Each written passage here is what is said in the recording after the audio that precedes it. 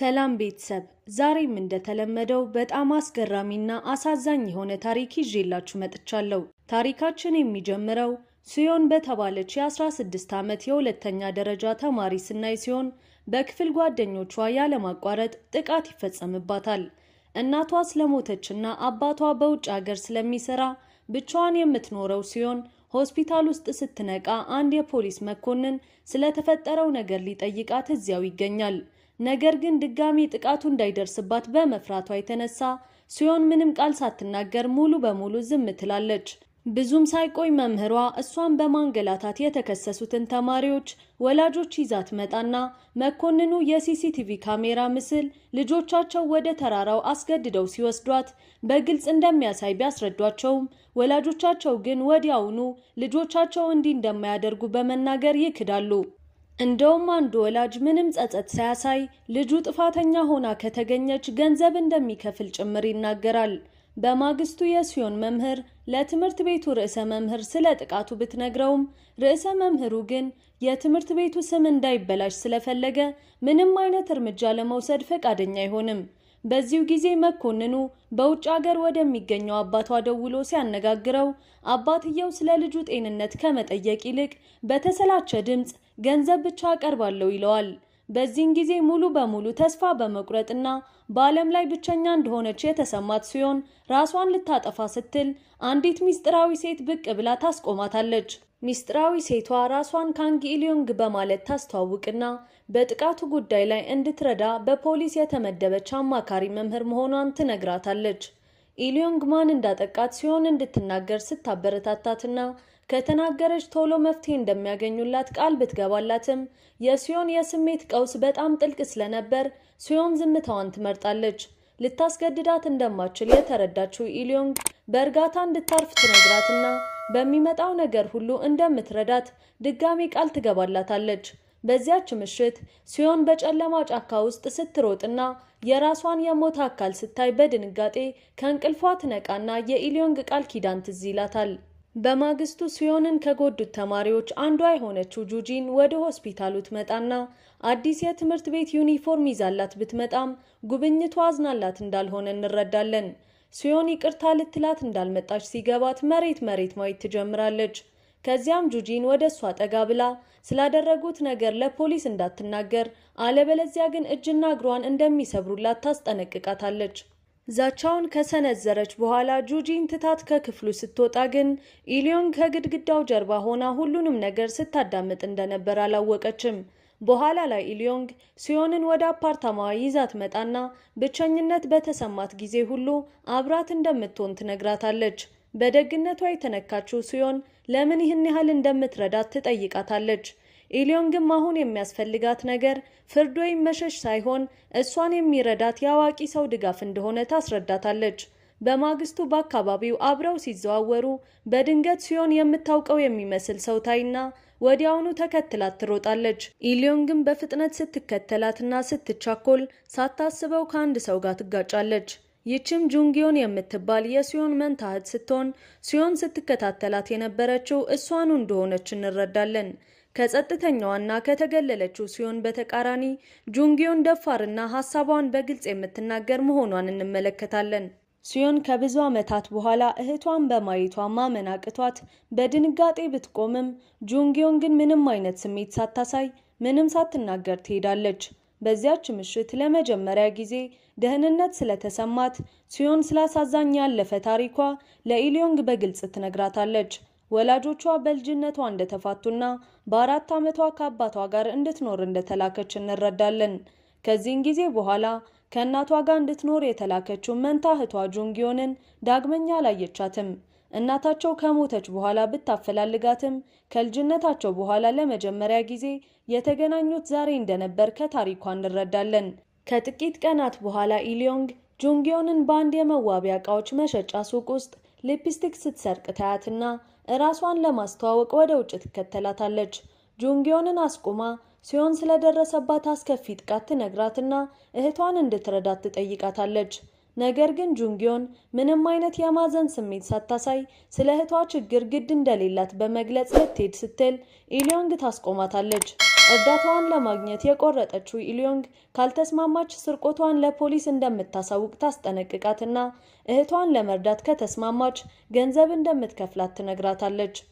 በዚህን ጊዜ ሌላ አማራጭ ስላልነበራት ጁንግዮን በግዴለሽነት ትስማማለች። በዚያች ምሽት ጁንግዮን የሲዮንን አፓርታማ ስትጎበኝ ኢሊዮንግ እቅዷን ታስረዳታለች። ኢሊዮንግ ጁንግዮን ከሲዮን ጋር እንድትቆይና ለአጭር ጊዜ በትምህርት ቤቷ እሷን መስላ እንድትታይ ትፈልጋለች።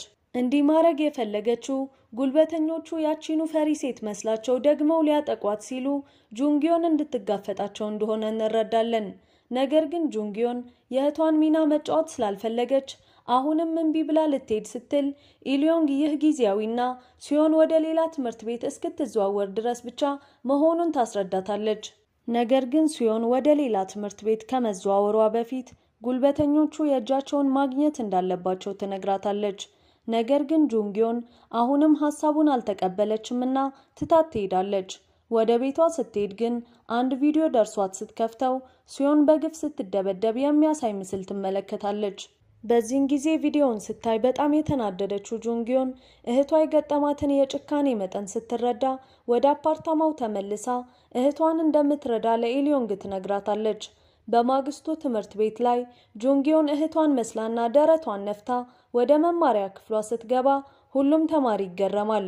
ለተማሪዎቹ አሁንም ሲሆን ብትመስላቸውም እንደ ድሮ ፈሪ የሚመስለው ፊቷ ስላልነበር ግን የሆነ ነገሯ ይለወጥባቸዋል። ጁጂን መታ እንደ ድሮ ልታሸማቅቃት ስትሞክር ጁንግዮን ወዲያውኑ ከአጥቂዎቹ አንዷ መሆኗን ትረዳና ምንም ሳታመነታ ቪዲዮውን ለማስጠንቀቂያ እንዲሆናት ታሳያታለች።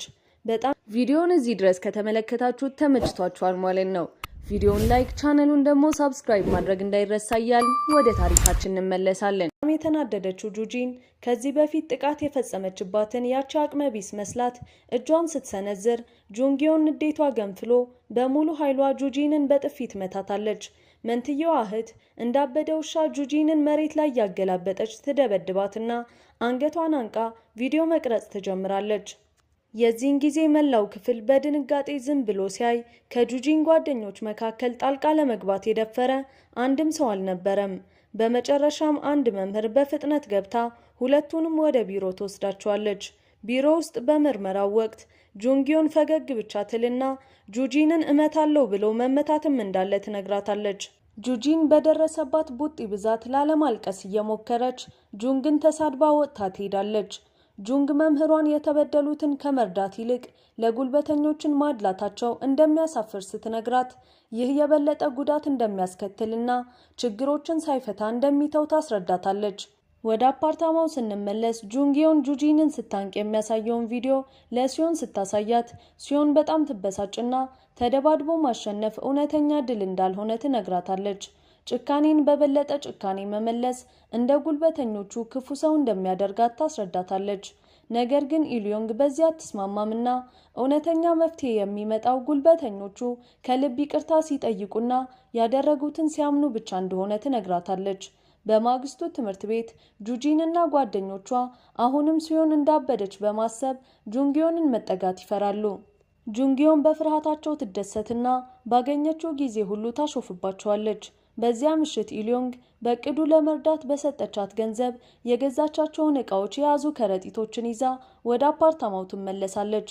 ከነዚህም መካከል የመንትዮቹ ልደት ዛሬ ስለሆነ ለሲዮን የገዛችላትን ትንሽ ስጦታ ትሰጣታለች።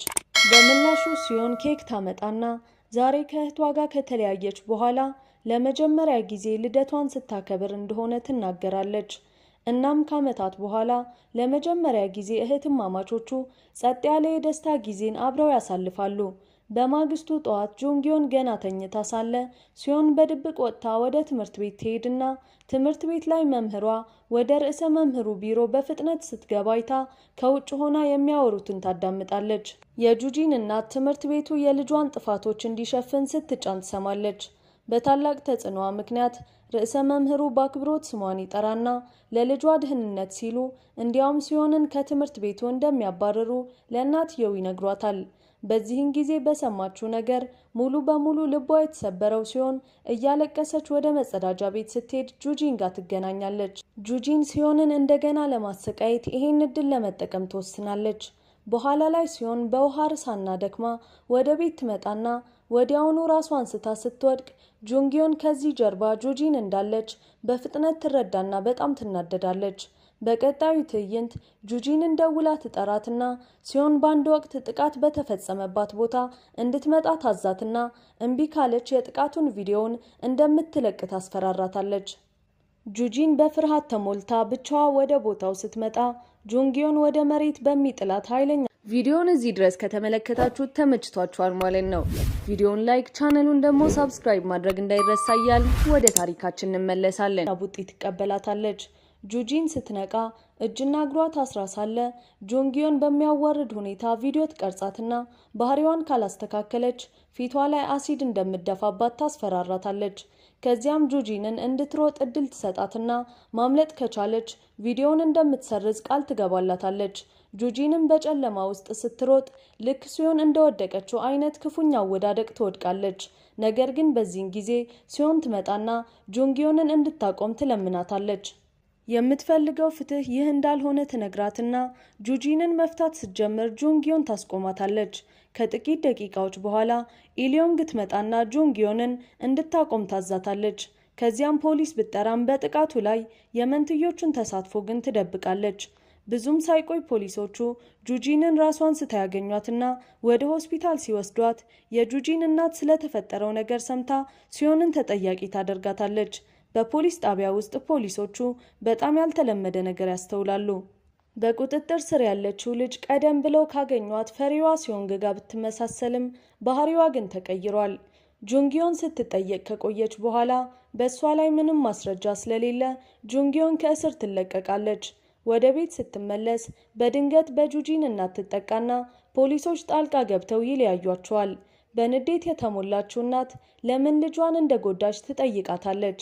ጁንጊዮን በእርጋታ ልጇ በራሷ ወድቃ እንጂ ማንም እንዳልመታት ትናገራለች። ከዚያም ድምጿን ቀይራ አስደንጋጩን እውነት ታጋልጣለች። እሷ ሲሆን ሳትሆን መንታ እህቷ እንደሆነችና እውነተኛዋ ሲሆን በልጇና በጓደኞቿ ምክንያት ተደብድባ አሁን በአሰቃቂ ሁኔታ ውስጥ ሆና ቤት እንዳለች ለሁሉም ትናገራለች። ጁንጊዮን ከዚያም እህቷን የጎዳ እያንዳንዱን ጉልበተኛ እንደምታጠፋ ትዝትና ማን እንዲህ እንድታረግ እንዳነሳሳት ስትጠየቅ የትምህርት ቤቱ አማካሪ መምህር ከዚህ ሁሉ ጀርባ እንደነበረች ትናገራለች። ነገር ግን ፖሊሶች ሲመረምሩ ኢሊዮንግ የሚባል ሰው ምንም አይነት መዝገብ አያገኙም። ወደ ሲዮን አፓርታማ ቢሄዱም ሙሉ በሙሉ ባዶ ሆኖ ያገኙታል። ይህ በእንዲህ እንዳለ ጁጂን ሆስፒታል ውስጥ ስትነቃ ለመርማሪዎቹ ሲዮን በጥቃቱ ወቅት ከራሷ ጋር ስትነጋገር እንደነበር ስትነግራቸው ቀስ በቀስ እውነቱ ለሁሉም ግልጽ ይሆናል። እንደ እውነታው ጁንጊዮን እና ኢሊዮንግ የሚባሉ ሰዎች አልነበሩም። ሁለቱም የሲዮንግ አእምሮ ፈጠራዎች ሲሆኑ የጥቃቱ ምሽት በአእምሮዋ ጉዳት ስላጋጠማት አሰቃቂውን ሁኔታ ለመቋቋም ጁንጊዮንን መልሳ መዋጋት የምችል ደፋር መንታ እህትና ልጠብቃት የምችል አሳቢ አዋቂ ኢሊዮንግን በምናቧ እንደፈጠረች እንረዳለን። እውነቱ እያንዳንዱ እቅድና እያንዳንዱ የበቀል እርምጃ የተከናወነው በሲዮን ብቻዋን ሲሆን ጁጂንን ከተጋፈጠች በኋላ ሲዮን ኢሊዮንግን ከጎኗ ፈገግ ስትል በምናቧ እያሰበች ትሄድና ስታድግ ልክ እንደ ኢሊዮንግ ጥሩ አማካሪ መምህር መሆን እንደምትፈልግ ትናገራለች።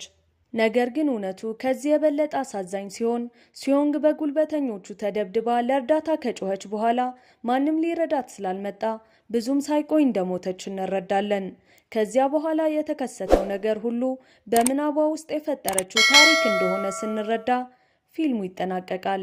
ሀሳብ አስተያየታችሁን ኮሜንት ላይ ጻፉልን። እዚህ ጋር የምትመለከቱትን ቪዲዮ ማየት እንዳትረሱ። ይመቻችሁ።